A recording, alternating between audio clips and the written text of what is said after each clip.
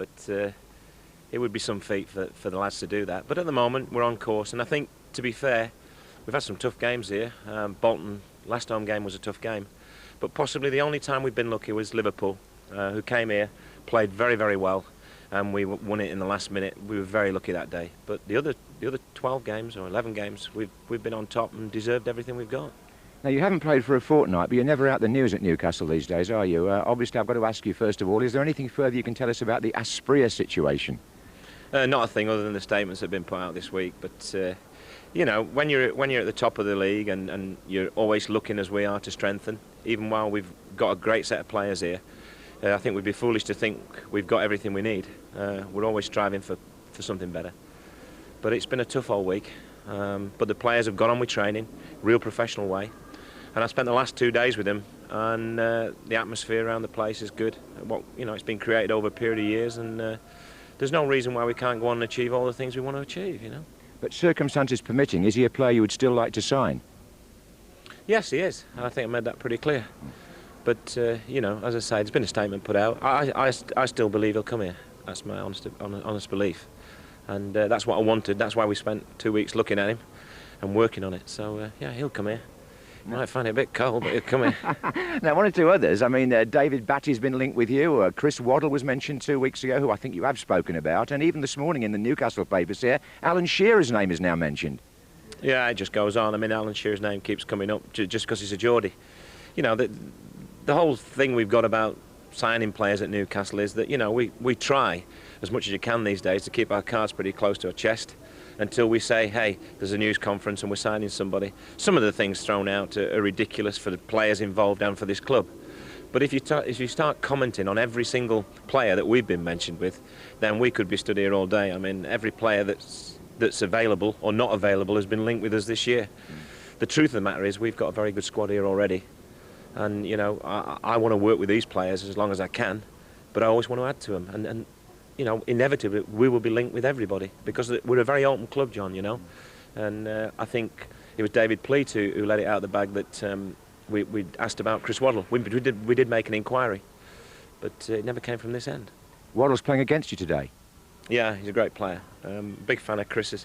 I can remember the day I walked into the club and he was already at this club when Arthur Cox, who's now back here, was manager. And I think more than anybody, Arthur Cox sort of put him on the road, you know. He definitely had ability, but I'm not sure he knew what it was all about. And then suddenly, you know, the penny started to drop and you saw this, well, unbelievably skillful player emerging. And, of course, Peter Beardsley will be playing against him today. And myself, that was the forward line. There's only one of them not playing, that's me, and that's why I'm having to talk to you and try and defend myself from all sorts of positions. It's much easier being a player, you know. It's not that bad, come on. 4 years on Monday is your anniversary. You took over 4 years ago, this coming week. I mean, briefly, would you like to sort of give us a summary from your angle about those 4 years? But 8 years before that, you weren't even in the game. No, I was playing golf, and I thought that was uninteresting, you know. No, I've enjoyed every minute of it. I mean, there's been some great days here, a lot of good memories. And I genuinely believe the best is still to come, you know.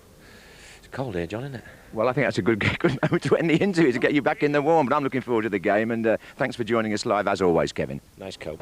Let's have a view first, Chris, from you on the prospective champions.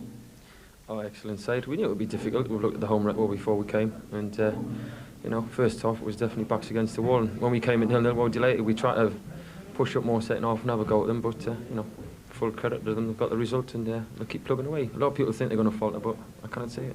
Peter, in 1984 you played with this fella and Kevin Keegan in a promotion team, and a couple of weeks ago there was a possibility he might have been back alongside you. We're still hoping it happens. I mean, we'd love to have him here. He knows that. It's a great place to be. He knows the fans know what he can do, you know, and if it was to happen, it'd be great for us. I think Sheffield Wednesday came here to do a containing job, and inevitably, if you don't score early on, the longer the game goes on, the more the players from teams like Sheffield Wednesday who are playing that sort of system today get belief in it and think, oh, you know, we can get something here. And I thought they were very well organised, and they tried to frustrate us, but we never really got frustrated. We just kept plugging away and believing something would happen. They're very solid because they pass the ball so well, and I mean the bench was shouting towards the end when the game was going attacking, counter-attack, just keep the ball, and it was that particular move where they really kept the ball and looked after the ball, they finally prized an opening. How much longer are you going to go on for? He's really older than me, but we'll not admit it. Don't know. As long as the legs will go. The way they're playing, he'd probably go a lot longer than me.